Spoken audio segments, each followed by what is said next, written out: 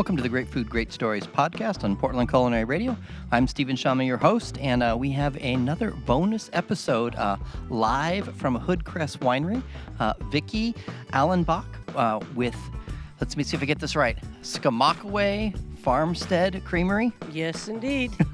Awesome. I'm so excited to share your story with my listeners. Okay, Thank you. Tammy, I mentioned you in the last podcast. You are going to get a kick out of Vicki. Tammy's one of my friends and fans of the podcast, Great Stories podcast, and she's going to absolutely love it. Okay, so when did you open Skamokawa Farmstead Creamery? In 2013. 2013. So this is your going on your third year. Yes. And you're two things.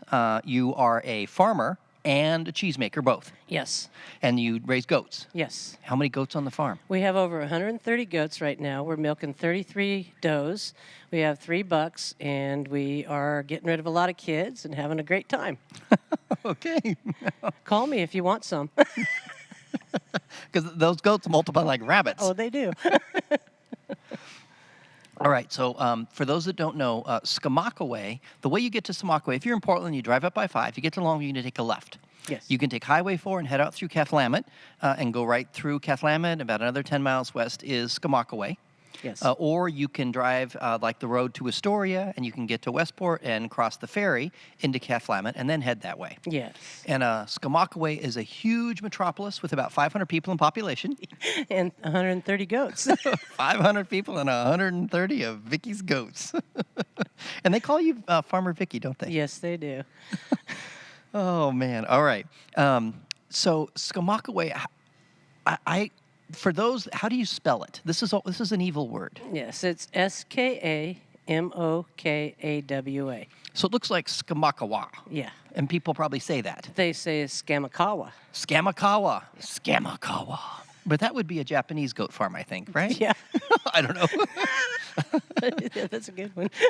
Skamokawa. I am a sumo wrestler. Next year's kids will be named Japanese names.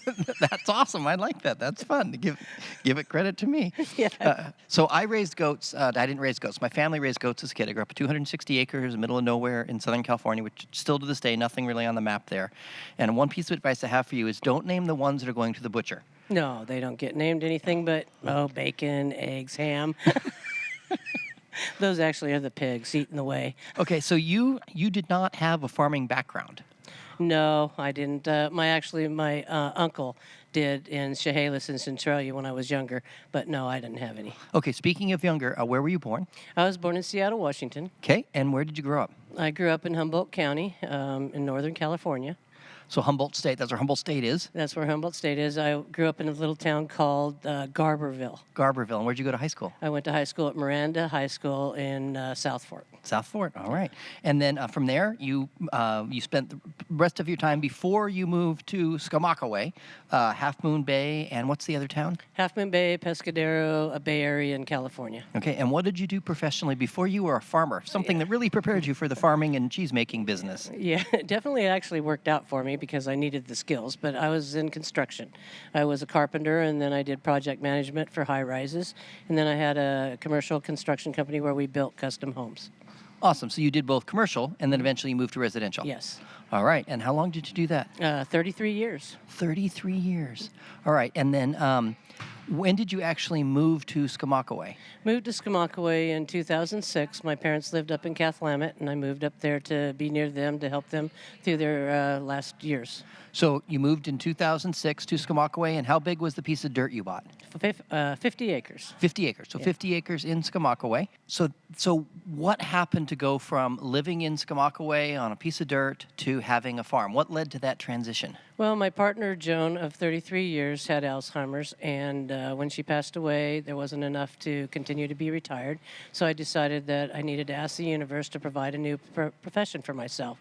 And so I gave myself 1 year, and what I wanted to do was to be able to do something with that property and to also provide work for the community because Wahkiakum County, there's another word for you. Say that again? Wahkiakum County. Wahkiakum County. Yeah. I'm not even going to try and spell that one. I can spell it. Okay, I'll try it not. It took a year and a half.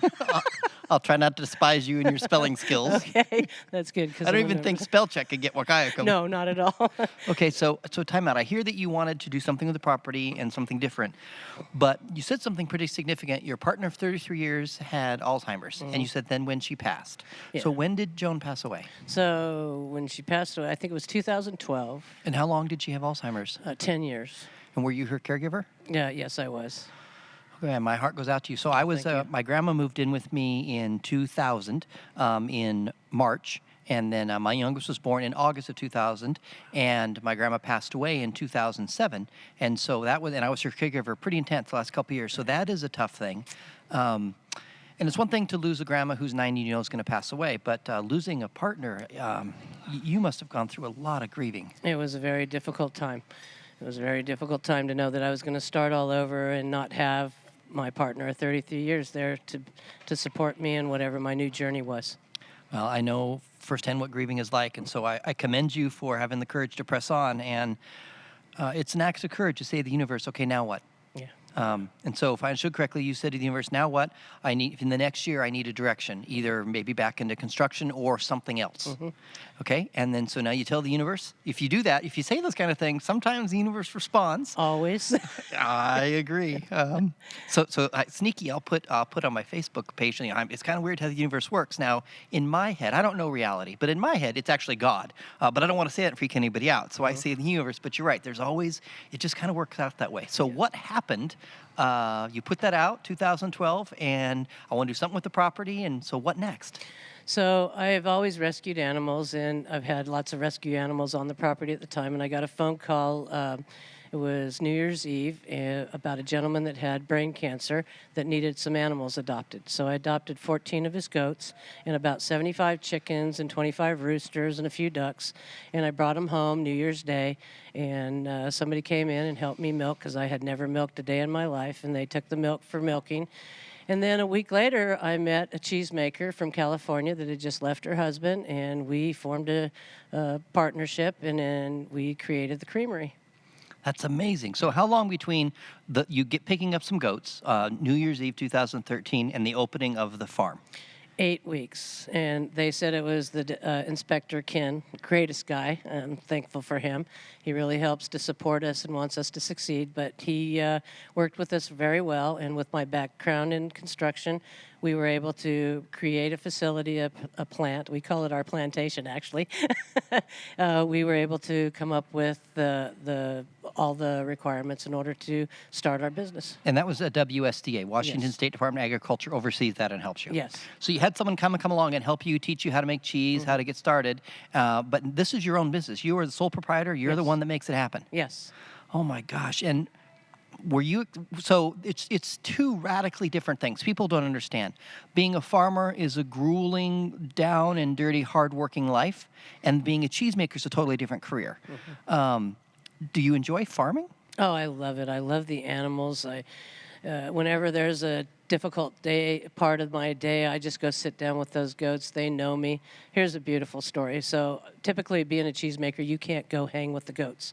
So I go down, I have to be clean. I go into the plant, and I thought for a year that they didn't know who I was anymore because I had hired people to come in and take care of the milking and the animal husbandry. One day I'm sitting outside, and I'm just waiting, and the goats are walking around, and one of the goats, her name's Midnight, comes up to me, and I hadn't met her kids yet. And she comes up to me as I'm sitting there. She rubs across my leg, and she says something to her kids and something to me, and then both of her kids, which happened to be about 3 weeks old, came and jumped on my lap and sat down. And at that moment, I knew they knew who I was. Wow. And she's like, hey, I want you to meet Vicki. Mm-hmm. That is a beautiful story. Yeah. Okay, so you love farming. Mm-hmm. Do you enjoy making cheese? Oh, I absolutely love making cheese. I don't get to do it as much as I love to. I've got this amazing woman, Taryn, doing that for me now. And she's got it down to a science. And so I get to get on Fridays, that's my day. I get to be in the cheese room.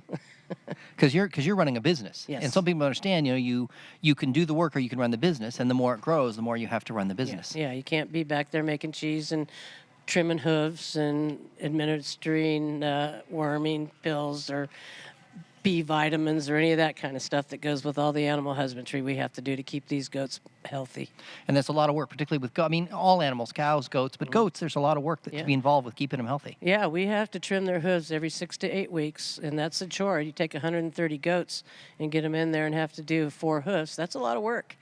And it's not like they're getting a pedicure where they sit down in a little chair and put up their hooves and are happy. I mean, it's work. Yeah, if you Asa, one of the hardest goats that we have, she got to be the one last year that got to hang out with everybody, stay with all the does. We didn't isolate her, and she is one of the hardest ones, and she wants to kick you and do whatever, although she loves you. Okay, so tell me about the different kinds of. So you make goat cheese, which means if I'm lactose intolerant, I can enjoy it. Yes, yes, yeah, definitely. If you are allergic to dairy, you wouldn't be able to eat it. Steven's eating some of the lemon honey herb right now. Oh my gosh, that is so good. So that's lemon honey herb chev. Yeah, and we use wild honey from local farmers. We do a lot of local farmers' ingredients in our cheeses. This one is particularly very good with chicken, with a white fish, or pork. Wow, I love this. Is so amazing. Thank you. Okay, and what's this one that I'm about to nibble into? Is that the smoked? Yes. Oh my gosh, we've created a new one. It's called our smoked chev. What we do is we take our chev, our classic chev, and we age it for a week, and then we smoke it in a alder and a cherry cold smoke. That is brilliant. And it's incredible on salmon. It's really good with garlic and dill. Okay, that's what I was. There was something lingering, nudging at my consciousness, and that was at salmon. As soon as you said, that's it. I want to put this with salmon. Yes. Lox and bagels. I could give me some bagels and this and some smoked salmon. I could be a happy man. Yeah, definitely. Well, it's addictive. Oh my goodness. Okay, so what are some other different kinds of cheese? Because I know here, we had an event here today at Hoodcrest, and you had all kinds of flavors out, and I kept sampling them. I was just sampling them to make sure they were okay throughout the day. Yeah, because you never know what you're going to get. Right, and it was service, not gluttony, really. Right. But what are some of the other flavors? Well, we have a garlic dill. We also do tomato, basil, garlic. Oh my gosh, we actually do a cherry chocolate with dates, which is incredible. Get out of here. Oh my gosh, we call that our Chevalier. What else do we do? We do a mixed berry. We do cranberry. You do a cranberry chev? Yes. Oh, it's incredible. It's amazing on a turkey sandwich instead of cheese and or mayonnaise. We also created this year. I was craving a filet mignon, so I had this idea for pistachio and rosemary. So one night somebody dropped off a filet mignon for me, and I just started making it and just wasn't doing it, and all of a sudden it said put some lime in there. Now people are buying it and stuffing hamburgers and grilling the hamburgers.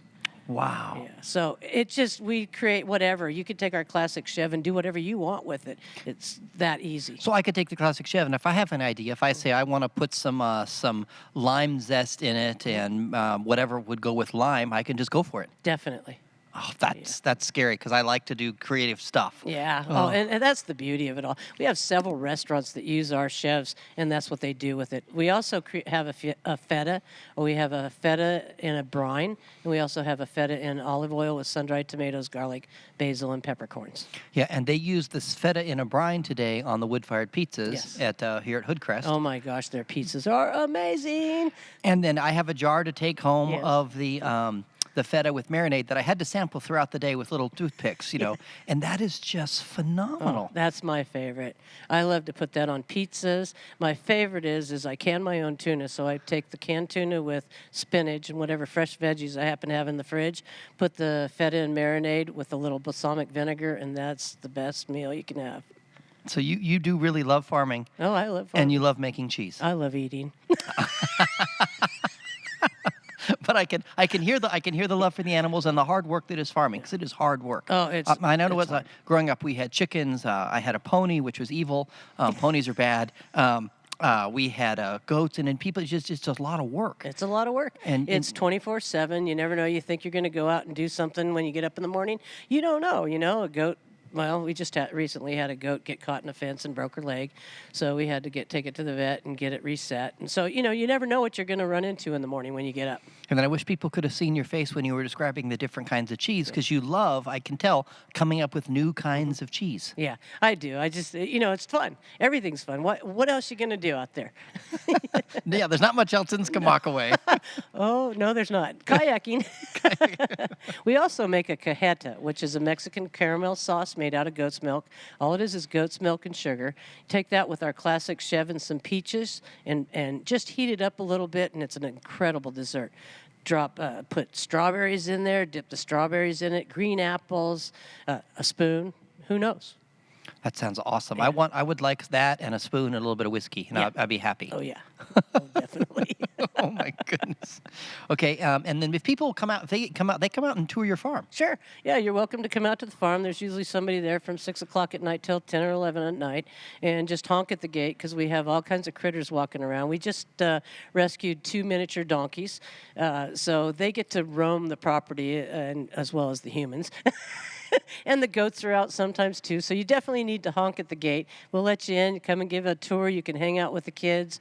You can pet the donkeys. So the tours are at night or during the day? Oh, anytime. Just show up. All right, so as you grow, you're going to, just trust me, you're going to need to establish hours. Definitely. At some point, you're going to say, like, no, we only do tours Saturdays from 2 to 4 or something. Yeah. Have you been to Fort George Brewery? Yeah. Okay, they do tours like Saturdays and Sundays. So at some point, I advise you to do this. Okay, speaking of business stuff, what advice do you have to someone that says, okay, to heck with it. I've done construction. I'm going to open a farm and make cheese. Well, go see the psychiatrist first. Don't do it. No. Actually, So first go see psychiatrist and then don't. Those are your 2 pieces of advice. No, not really. If you love it, just do whatever you love in life. That's all it's about. It's not about the money. It's about the enjoyment every single day. Okay, but mortgage companies and landlords like money. Yeah, they do. And So you have to turn a profit. we do. Yeah, and this is the beginning of our 3rd year. We're in our 3rd season, and we're actually being able to support ourselves. And it's going to continue to grow, and we just keep plugging along. Then you're putting the work in to grow. Mm-hmm. So I met you at the Spring Beer Wine Fest, and you came to the fest wanting to promote your brand and sell your stuff. And what was the other festival you did this year? We did the Newport Wine and Seafood Festival. We did the Astoria Wine Festival also. And you did those because you realized, I want to sell more product, get my name out there. Yes. It's not, I don't think that's like your favorite thing to do is go to festivals. Oh, I'd love to hang with the goats. Right. But being at a festival, putting up with a bunch of obnoxious wine drinkers isn't necessarily, but you were doing what it took to grow your business. Mm-hmm. Yes. I mean, hats off to you. I think that's phenomenal. So I love the Wedge, which is a festival that we have in Portland, which is fantastic. And I discovered in trying to send tweets out and find these places on Facebook that some cheesemakers, they just make cheese. And they do pretty good with their branding, marketing, and social media. But a lot of these cheesemakers are actually farmers, and they are horrible at it. It just drives me crazy. Yeah. And I only want to help them. So you have a website, which is fantastic. So what's the name of the website? www.skcreamery.com. Yeah, because nobody can spell Skamokawa. Well, neither can I. So I can't just even say it. So just skcreamery.com. Yes. Okay, that works. And then I'm very happy and relieved that you have a Facebook page. Yes. So that was hard. They tried to convince me to do that. Oh my gosh. Okay. And so now we'll get to the do you know what a woodshed is? A woodshed? Yeah. Yeah. I think we might have to take you to the woodshed a little bit because you have made your life very difficult. I have a heart for small business people. I have a real care for people that do culinary startups, particularly because they're putting everything they have into it. Their blood, their sweat, their tears. You don't care if it's a farm or a food cart or a restaurant. They give it their all, particularly the first couple of years, just to make it happen. But, Skamokawa Farmstead Creamery, which looks like, what does it look like when people say it? Skamokawa. Skamokawa. Oh my gosh. You could have picked an easier name. True. But, okay, so Skamokawa was known in the past for dairies. Excellent. So there's a lot of dead people that know how to say the name. That is so good. That's awesome. If only the dead people would show up and buy it. That's great, Stephen. Yeah, I researched Skamokawa. In the 19th century, is one of the biggest cities in Washington. Right. Hey, we're going to get there again. Yeah, I don't think so. I think someday the goats are going to outnumber the people. Getting there. Okay, but the name is what it is, and it's kind of fun because at least you can tease about it. And I can't ever spell it, but if I put enough letters, eventually Google finds it when I'm trying to find your dang stuff. Sure. I wasn't thinking about that when I started this business. Okay, and then and you're not on Instagram or Twitter. What is that? All right, so there's I don't know what your faith journey is, but in some faith communities there's this phrase, God loves you and has a plan for your life. So I twist that a little. God loves you and I have a plan for your life. Great, and you're going to help me. I'm so I happy. am going to help you, exactly. So here's what I want you to do. I want you to go home, and in the next 30 days, I want you to get on Twitter. Crazy. I don't know how you're going to put Skamokawa. I don't know. Just put SK Creamery. That'll probably work. Do a Twitter account. Do an Instagram account. Here's what you need to do. You need to go to Yahoo. Not Gmail, but Yahoo. Get an email account, and then when you leave that window open on your web in your browser, on your computer, then have someone help you that knows Twitter. Open up Twitter, set up a Twitter account, and then put in that brand new email address. And then when you open up that new SK Creamery at Yahoo, send yourself an email that says, "This is," in the subject line, "This is my Twitter email account," and then put that in the body of the email, and then send it to yourself so that later, what was it? You can search for it and find it. Great. And the reason is because Twitter's going to send you a gazillion emails, and you don't want those emails in your normal, clogging up your normal email. It'll drive you crazy. Right. But once in a while, you want to see them, so you put them in this other brand new email account. So leave that window open, set up your Twitter account. Twitter will email to the new place. You already have it open. You click and reply. Yes, I'm really me. And you put up your Twitter account. Then I want you to use that email for an Instagram account, so that idiots like me can tag you and share your story and help do it. And then I want you to put one photo a week, the same photo, on Facebook, Twitter, and Instagram. Now, you are going to struggle like unbelievable with this. Just call me, and I will walk you through it. Do I look lost now? You do. But you can take photos. Mm-hmm. Do you have an iPhone? Oh, yeah. Oh, good, fantastic. People don't have an iPhone. That's awful because they're so easy for me to teach people. So you're going to take a picture with your iPhone, and then you're going to put that picture on your Facebook page. And we shared today during the event. I helped you share the event. Right. And then we even helped you tag on Facebook. And we even got it out there without a 12-year-old. 12-year-olds are good for this stuff. They are. And then you're going to put a picture on Facebook, a picture on Twitter, and a picture on Instagram. And then all the people in this podcast are going to find it, because this podcast will go up in a couple weeks, and people hear it a year from now, and they'll say, "Oh, Vicki did it. She's on Instagram. She's on Twitter." And what I advise you to do, this is a crazy idea, but really, I think you should wear pants that fit. See, I'm a genius when it comes to social media. You can tell. Yeah. So here's what I mean by that. I want you to, you're going to do a tweet a week, a picture. You're going to do a post a week on Instagram. And don't let someone have Instagram do your tweets. That's a dumb idea. Different cultures. What you wear to a barbecue is not what you wear to a fancy dinner. They're different cultures. And as you do it, you're going to actually discover a crazy thing. One of those three you will love. You're like, "I love Instagram. I put these dumb goat pictures on, and people absolutely love it. I love it." Or, "I love Twitter. It works for me." Or, "Oh, Instagram or Facebook works for me." And the one that you love, that's the pants that fit. And that's the one you just kind of do naturally. Yeah. But don't lose your discipline. If it turns out that you love Facebook, still give me one photo a week on Instagram and put the same stupid photo on Twitter. Oh, yeah. Yeah. Don't worry about the Facebook thing. Right, but I want more posts. I want some photos on there. I think the last one was the Astoria Wine and Seafood Festival. Right. And you can put a nice photo, because Exactly. A photo of the cheese, a photo of the goats, just something to help tell your story. Because I have some tough news for you. What's that? You're not Brad Pitt. It isn't happening. I am the goat herdist, though.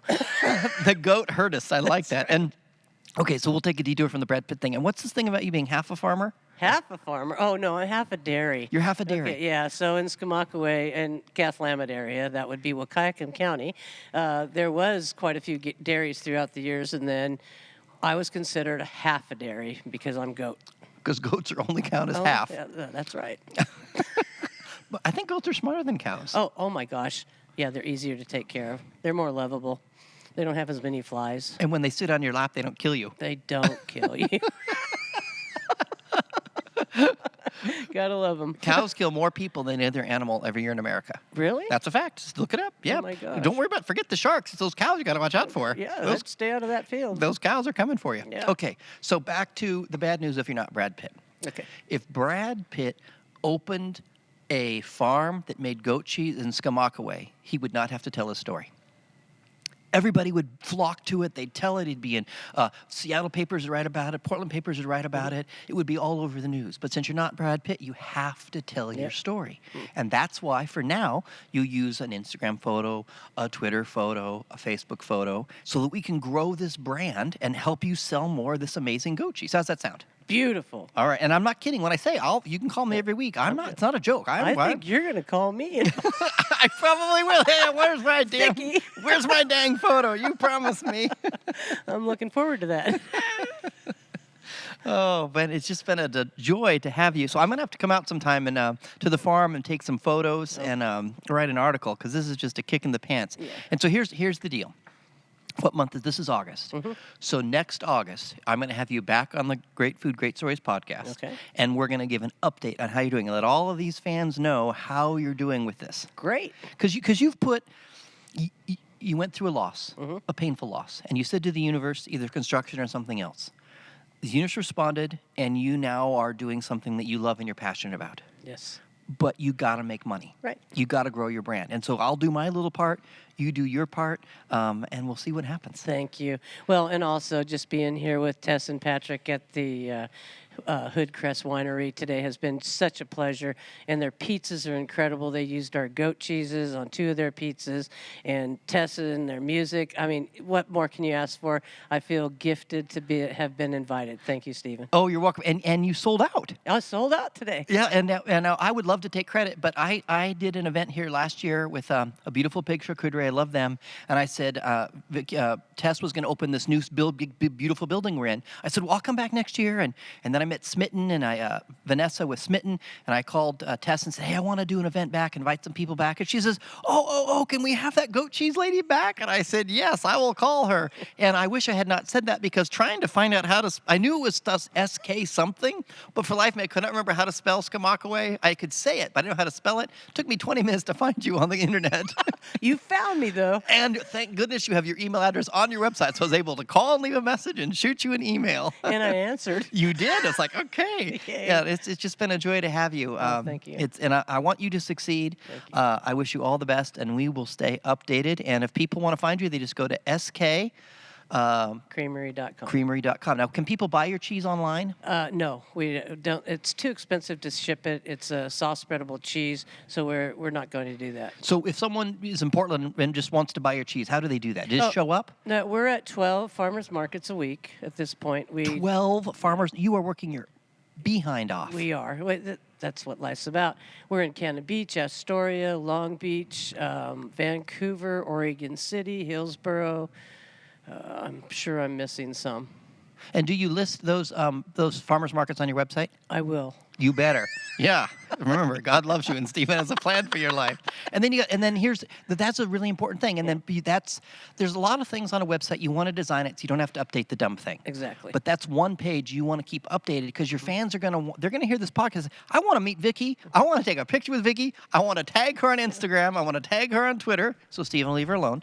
And then I want to buy some cheese. Right. And if they can look and see you at that farmer's market, they'll show up. Right. And so I know that social media is hard work. I know that farming is hard work, but you're doing it to make it work. So do the things that'll help you get there. You got to work hard, but then you got to work smart. Yes. And I know that you can work smart because you did construction. Right. I mean, you dealt with subcontractors. Oh, yeah. That means you're really, really smart, because that's like herding cats. That's worse than herding goat subcontractors. Correct? Men. Yes, men. Well, hey, now wait, we're gender challenged. That's what I'm just gender challenged. I'm a man. I'm stupid. I've got challenges. Well, I wouldn't say that. But. Oh, I would. I'm a man. I know. It's like I'm waving my hand around with keys in it. Where are my car keys? And they're in my hand. That's great. All right. So, Vicki, Skamokawa, Farmstead Creamery, thank you much for joining us on the Great Food, Great Stories podcast. Thank you, Stephen. Cheers. Cheers.